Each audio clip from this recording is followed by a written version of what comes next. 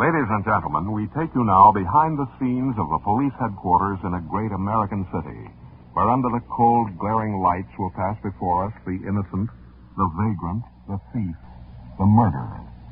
This is The Lineup.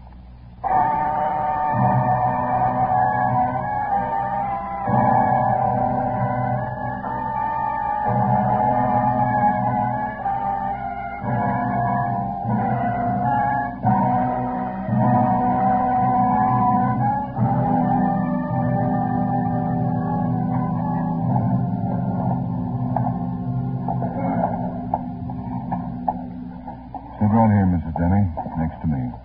Well, thank you, Lieutenant. Now, don't be nervous. The people on the other side of the screen are the ones who are supposed to be nervous. They can't see us on this side? Not a thing. That's for sure now. No one in the lineup can see you. Maybe the man you've caught isn't the one I saw running away from the holdup. We hope he is. May I have your attention, please? You people out there on the other side of the wire in the audience room, may I have your attention, please? Thank you. My name is Greb, Sergeant Matt Greb. I'll explain the lineup to you. Each of the suspects you will see will be numbered. I'll call off a number, their name and charge. If you have any questions or identification, please remember the number assigned to the prisoner as I call his name. At the end of the line, when I ask for questions or identification, call out the number. If you're sure or not too sure of a suspect, have him held. The officers who took your name will assist you. They're seated among you. Please be prompt with your questions or identifications. When the prisoners leave here, they are sent to the washroom and dressed back into their jail clothes. It makes it quite difficult to bring them back after they leave here. The questions I ask these suspects are merely to get a natural tone of voice, so do not pay too much attention to their answers as they ought to lie. Bring on the line. All right, this way, boys. Move it up to the end of the stage. That's him. Keep it moving. Move it. All right, now turn and face front. Hands to your side. Look straight ahead. Ahead, inch, not at your feet. Yes, you, number 3. Yeah. Okay, number 1, Frank Deal, armed robbery suspect. Where do you live, Frank? Live? Who lives? I see. No beef. Just tell us where you live. Got a one-room at, what do you call it, Panama Lounge. Get too hot for you in Detroit, Frank? Who's been in Detroit? Who sold you the gun you were carrying without a license? I wouldn't know. Some guy in Detroit. Self-defense is all, Sergeant. I never shut off that gun. That's a straight good. Get your hands away from your face. That's correct. Number 2, Boaz Dragger, alias Boaz Dragger, alias Boaz Agger. Suspected of armed holdup. Where do you live, Boaz? Shack by the river. Shanty town, sort of. Where were you last night, Boaz? We didn't find you home. I was Setting up with a friend, sick friend. Yeah, we got him too. How'd he happen to have that slug in him? These guys are always as bad. We got it out of him. But the slug? The story of the slug. You're in the clear on that anyhow. Something out of place happened last night. Where did you get all those names of yours? Boaz, Bo, People are stupid. They can't pronounce. It's a dragger. It's Haggard. I did that. Haggard is dragger. Backwards. See? I wasn't any place I didn't ought to be last night. What happened? All right, Bose, all right. Number 3, George Inch, carrying concealed weapons. 5 years, state penitentiary for armed homelessness, armed assault. Well, isn't one such enough, George? My lawyer's coming down.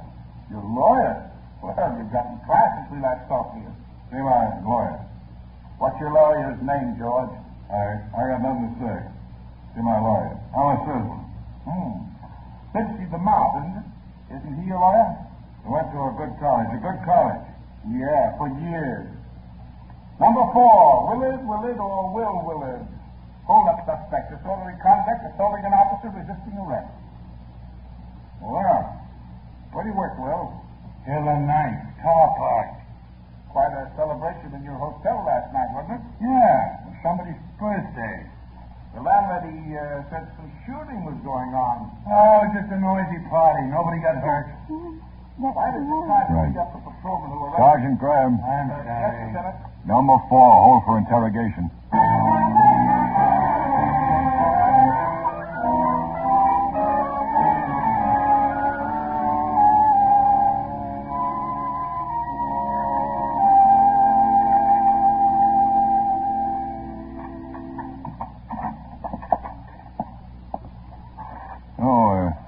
down, Miss Denny. That chair for Mrs. Denny, Sergeant. Yeah. We won't keep you much longer. There you are. Thank you. Now, before we question the prisoner, we want to make the identification as strong as possible, Mrs. Denny. Oh, he's the man, all right. You sure? Well, pretty sure. It was rather late at night, wasn't it? 11 p.m.? How did you happen to be parked outside the drugstore? I was parked across the street. I'd mailed a letter at the corner mailbox, and when I got home, I remembered I'd forgotten to put a stamp on it. It had to go out last night. Oh. You were waiting for the mailman to make his pickup then? Yes, sir. I was waiting to see if I could get the letter back to put a stamp on it. You saw this wiry little man go into Horn's drugstore? Yes, Sergeant. Then I saw him come running out and run down the street. Well, did he have anything in his hand or carry anything at all? You mean a gun? Anything. Oh, I don't remember. I just remember him. It's light near the store windows, and it was that little fellow you had on the stage today. The lineup is what we call it. I'm almost sure it was him. I made a point remembering him. Well, why, Mrs. Denny? Mrs. Denny, there have been descriptions of the cigar box bandit in the papers, how he operates, what he looks like. You must be careful not to let those descriptions influence. No. Well, it's possible for a witness No. That was the man I saw run out of the drugstore. I'm not saying I saw a gun in the cigar box, but I saw that man. Did he have a cigar box under his arm? I didn't know that. Excuse me. Yeah? I got the prisoner out here when you want him, Lieutenant. Good, I'll call you. Can I go? I better go. Take that other door, Mrs. Denny. I'll show you, Mrs. Denny. Because my husband keeps on worrying. Well, now, you tell him not to. There won't be any trouble, and you've been a fine help. Goodbye. Well, I just... Goodbye. I think she knows what she saw, all right. But the suspect hasn't got a record. It's pretty cold, then. I've been through their modus operandi files. Nothing? Paper bag robbers, Mutton Jeff robbers, put it in the hat robbers. But nobody who shoved a cigar box at the victim and told him to fill it up. Well, it's the same general family. No cigar box, huh? Yes, sir. Bring him in, Quine. Yes, sir. Well, I hope this is our guy, man. I wish he had a record. He's pretty cold, then. Here he is, Lieutenant. Thanks, Quine. Stick around. Have a chair, Will. Yeah, thanks, sure. Cigarette? What kind you got? No, that ain't my brand. Sorry. Well, what's the occasion, boys? Oh, I just want to ask you a few questions. What were you doing about 9:15 last night, Will? That all you want to know? A couple of other things. 9 o'clock last night. Where were you then? You said 9:15 the first time. Between 9 and 9:30. Well, the stick-up was later than that. How did you know that, Will? The other man and myself says I look just like the cigar box bandit. He said the guy stuck up another drugstore around 11 o'clock last night. That makes about 30, don't it? 37. Very good. All right. And where were you around 11 last night? Well, I wasn't parking cars. That is, just my own, that is. I had a date with my girl. Are you off every Saturday night, Will? Oh, I'm off every Saturday night sometimes. And what do you mean by that? Well, some months here every Saturday night and some months not. That's a bollocksed up schedule. Changing help all the time. You're on, you're off. You're on, you're off. You never know one day to the next if you're on duty or not. When did you get back to your flat last night? Oh, see, I don't know. Right around 2 a.m., picked up some friends and their dates, and we had a little party. What about the gunplay in your hotel room last night, Will? Oh, you know that landlady, oh, boy, she's a case. Honest, she's a mental case. Because she objects to shootings? Who got shot? There wasn't even a gun around. So, you don't smoke cigarettes, eh? Well, I don't smoke your brand. But what I don't smoke is cigars. Any kid can get an empty cigar box. He doesn't have to smoke an empty. Tell you what I'll do. I'll give you my girl's number. You call her. You ask her where I was last night during the holdup. That a deal? Check that, man. Right. Susquehanna 425-aught. Hey, Sergeant, you married? Oh, this girl of mine, she's dynamite. Dynamite! Yeah, we'll put a man from the bomb squad on it. Oh, that's very good. How long you lived here, Will? Well, born and raised here. Went to Packard grade school, Stupid Junior High, Maxwell Fisher Senior High, and I did a year in Spooner Business College. You can check it. Bucked with your girl around 11 last night, huh? Just about. Where? Observatory Hill. You can ask her. Ruth Hurley, that's the name. Susquehanna, 425-aught. Say, think our names will be in the papers? This is only an interrogation. Oh, we don't mind. The name is Willard. That's sort of an interesting name, ain't it, to spike a story with? Willard? This is just a routine questioning. No news value at all. Well, now, wait a minute. Sure, some paper can get something good out of that, you know. False alarm. Kid the public. You've been identified as the man who held up Horn's drugstore late last night. Oh, golly, that's silly. By Horn himself? No. Then it's just silly. The robber was seen to run out of the store and around the corner. Did he see the car, the witness? Who said there was a car? Now, wait a minute. Would you stick up a place without a car? In that neighborhood, a man on foot could disappear into the night better than a man who's driving. There has been a car and other cigar box stick-ups. Yeah? What kind? You tell us. Sergeant. He's kidding. Oh, the sergeant. He's kidding. Lieutenant Guthrie. Yeah?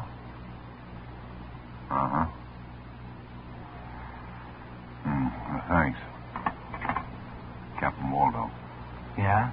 The Galen Ethical Pharmacy on Quincy Avenue was held up 5 minutes ago by the cigar box bandit.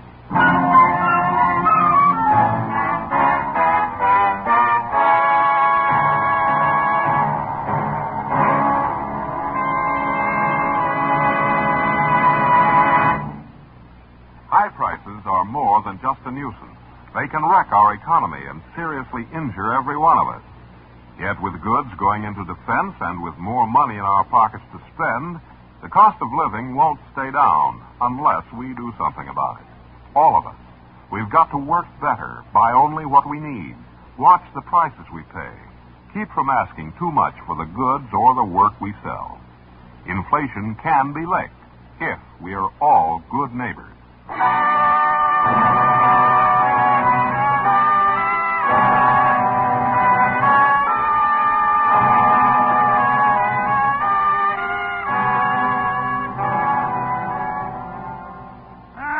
That guy's a fake. He's a dirty, low-down fake. Who's a fake? The bandit? What do you mean, the bandit? I'm the bandit.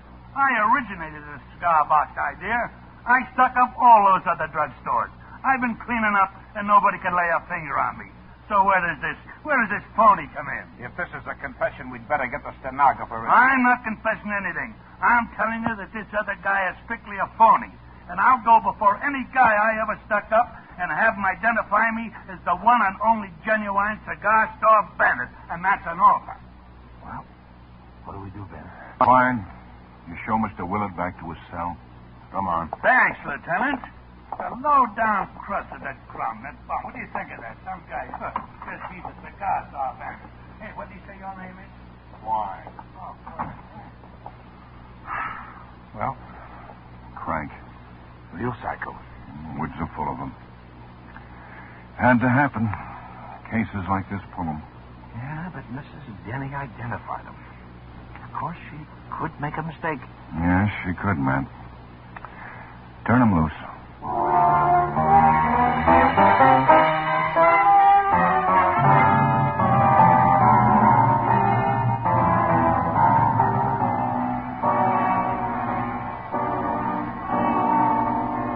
Yes, Lieutenant, he took a shot at me, all right. He hit me right here in the chest. He smashed my hearing aid device. Lucky I got a spare one. Oh, he smashed it all to bits. Oh, you were lucky, Doc. Where were you standing when the bandit came in? Well, I was right here. I was counting up after a hard day in the store, trying to concentrate on filling prescriptions and doing business and listening all the time. It's a relief to close up. I turn off my hearing aid and count up. Oh, my, it's a wonderful relief. Silence.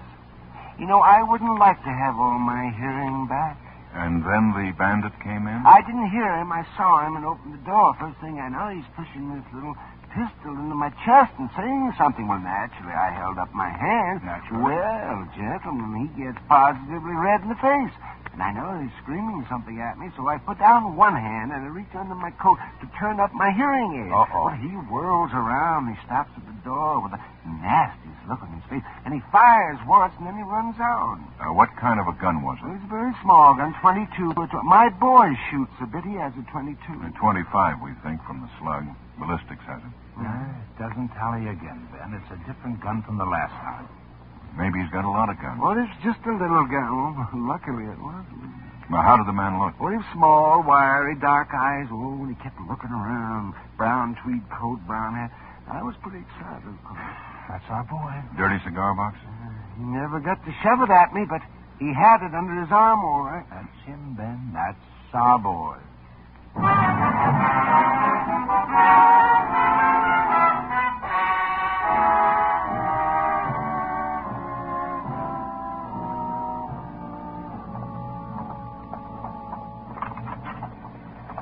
What does Captain Waldo want, Ben? That's something new on the cigar box, Bandit. Number 39? Incidental intelligence. Something stirring. I figure it's trouble because we haven't caught anybody. The Alumni Association wants victories or the coach has got to go. Hello, Ben. Matt. Hello, Bill. Sit down, boys. Thanks. Thanks, Captain. You know Gilbert Thompson, druggist, corner of 79th and Grant? Been there 40 years. He's a very big man in this business. He's demanding protection for druggists. He's getting embarrassed. I know the man. Eye for headlines. And now he's got the eye on a seat on the council. He's making a nice little local issue out of the cigar box bandit. He's chairman of the County Merchants Association, and he's jumping with indignation. But, Captain, isn't he the man who flooded Grant Avenue when it was left unpaved after some cable installation and stocked the mud hole with fish? Had small kids fishing in the middle of the city? That's Thompson. They find him a good one for that, as I recall. And they also paved the street. I think Thompson wants us to catch the cigar box bandit. We can't put a policeman in every back room in every drugstore in town every night. Thompson just wants us to catch him. See if he can soothe the fevered brow. He's expecting you boys, so calm him down, will you?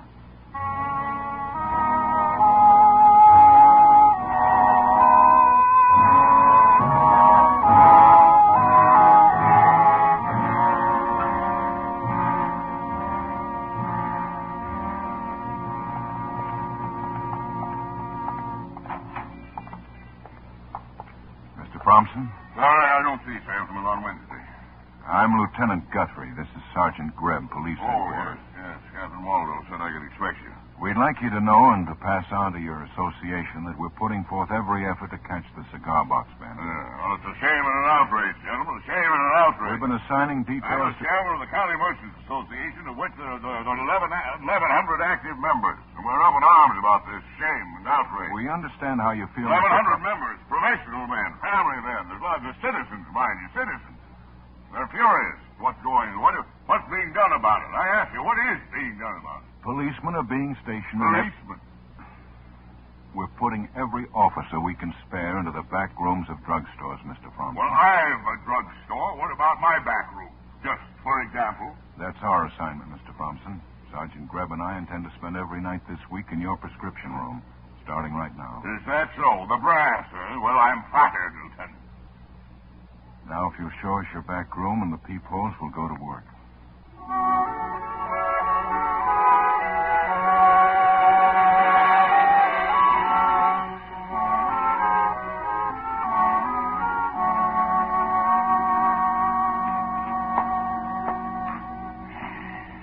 There.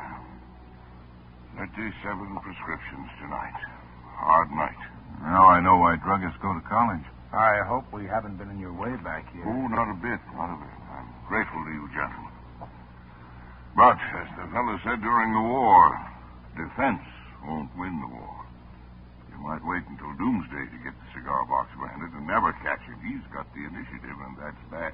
Well, he's new to us. We're learning his methods. When we know a little more, we hope to go on the offensive. I hope so. Excuse me.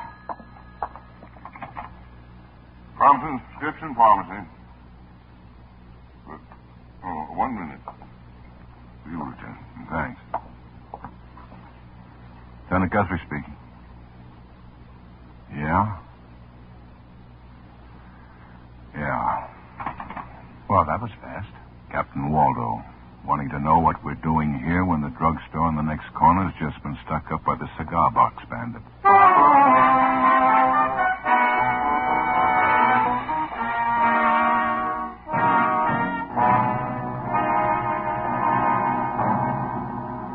We are making progress, Bill. In spite of our failure to lay our hands on cigar box, I insist that we're making progress. Then why aren't you captain and me chief of police? Bill, we've told you.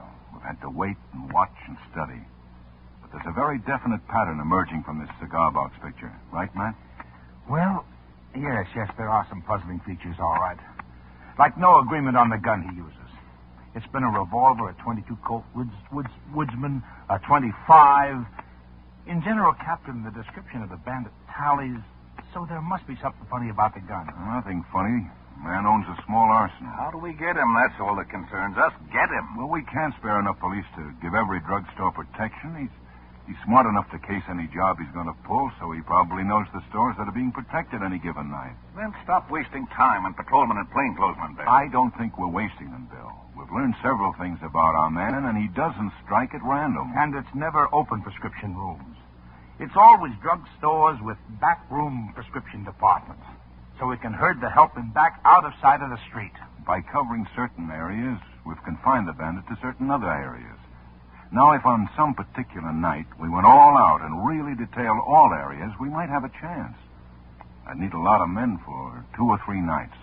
Say, 100 men. One night, 25 men. Less than 2 nights is useless. I'll settle for 75 men.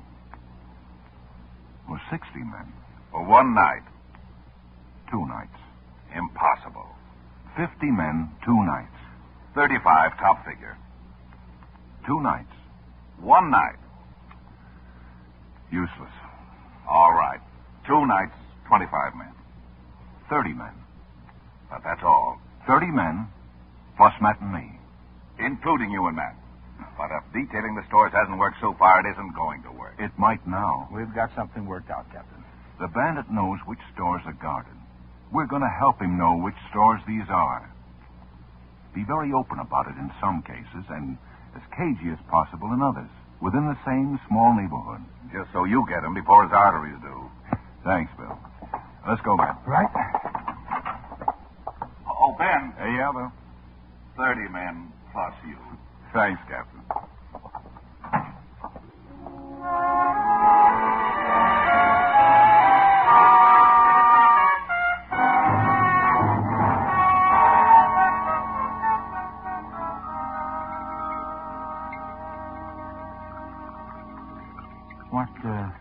What's that you're mixing up now? Tincture of hyoscyamus, potassium citrate, and elixir of lactated pepsin.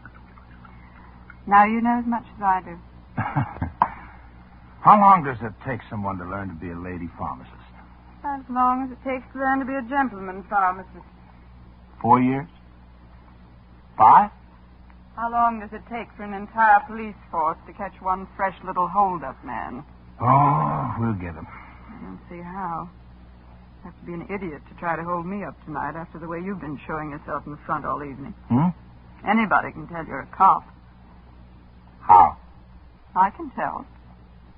How? Don't answer that.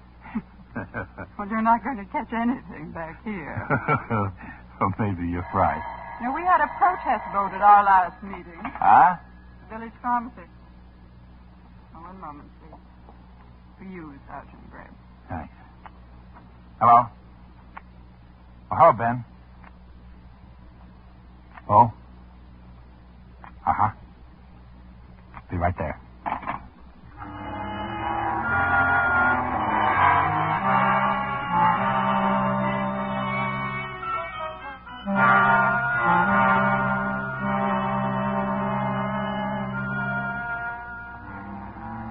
No, I'm not nervous, Lieutenant. Not too nervous to cooperate.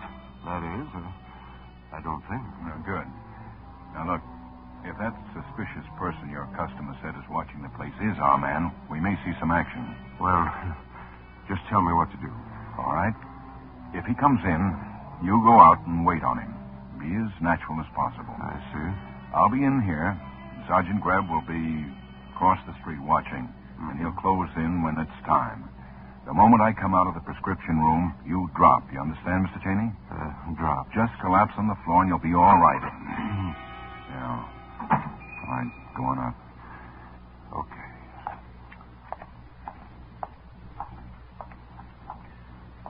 Good evening, sir. Say, what do you got for a toothache, Doc? This is a small cavity, a large one. Well, it's just a toothache. I don't know. Well, I can give you some oil of cloves.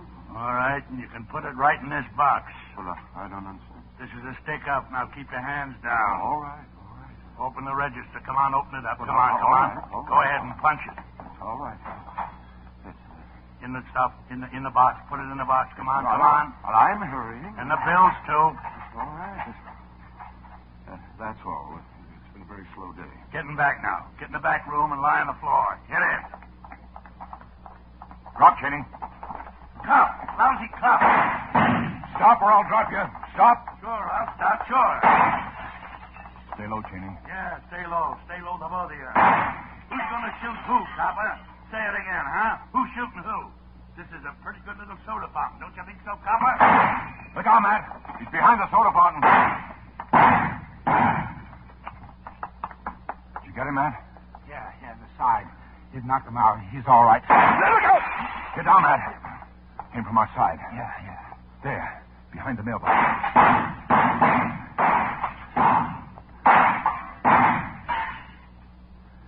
He's down, Ben. I'll go take a look. Okay. Take it easy. Take it easy.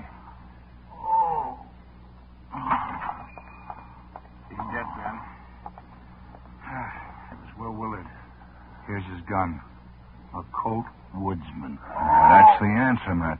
There were two of them. Yeah, that's it. Two of us, copper. We had you cops guessing, didn't we? Brothers? Yeah, sure. Twins. No wonder they look alike, Ben. Sure. He'd do a job, I'd do a job. He'd do a job, I'd do a job. He'd work, I'd watch. I'd work, he'd watch, you know?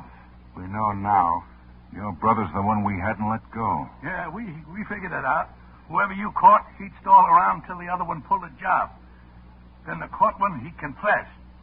Pull a crank act, get me? Confess. You know what I mean? Yeah. You think maybe that was a smart gag, huh? That was nothing. Willie had better ones, you know? Yeah, well, tell us in the prowl car. Willie was a smart boy, you know? Yeah. That's why he's so dead now, because he was smart. You know?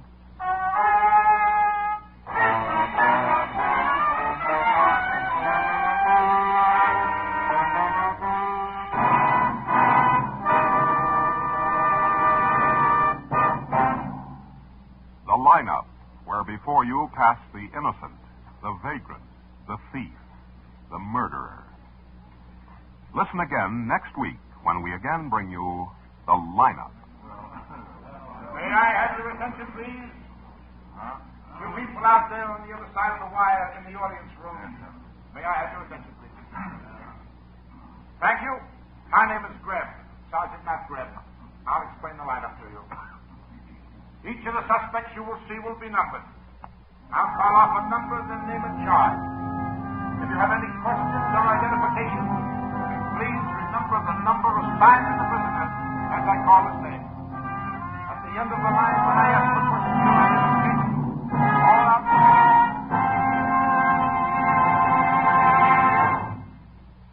The lineup, starring Bill Johnstone as Lieutenant Ben Guthrie and Wally Maher as Sergeant Matt Greb, was written by Milton Geiger with music by Eddie Dunstetter. Featured in tonight's cast were Peggy Weber, Dave Young, Ed Begley, Walter Catlett, Howard McNear, and John McIntyre. The lineup is produced and directed by Jaime Del Valle.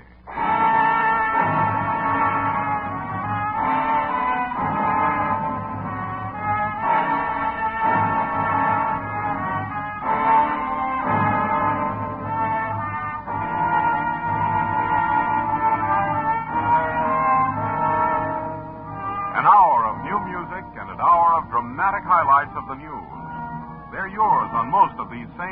CBS stations every Friday night. Jan Murray is on hand with his new songwriters and their songs for sale. Edward R. Murrow is here with the voices of the people who've made news in the past 7 days, all appearing on Hear It Now. Listen to Songs for Sale and Hear It Now.